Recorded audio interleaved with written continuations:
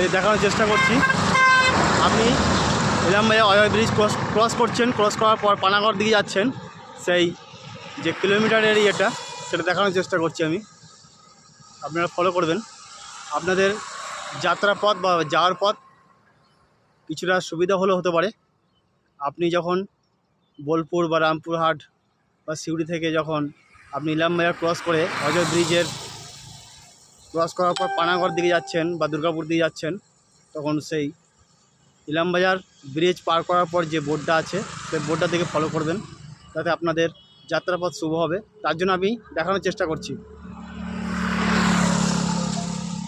সবাইকে অসংখ্য ধন্যবাদ।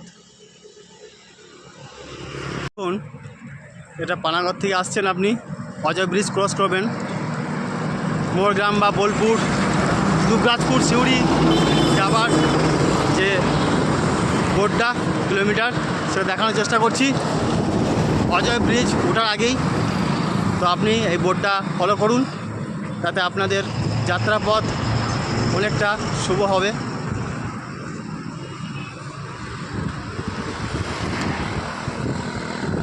সিউড়ি দেখছেন, অজয় ব্রিজ ওঠার আগে Suri 48 kilometre, Dubrajpur 27 kilometre, Morgram 127 kilometre, Bolpur 19 kilometre.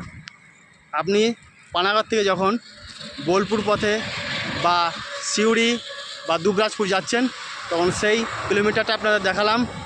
যদি আপনাদের ভালো লেগে থাকে অবশ্যই লাইক কমেন্ট করবেন, এটুকু আশা রাখছি। সবাই ভালো থাকুন, সুস্থ থাকুন এবং সাবধানে চলাফেরা করুন।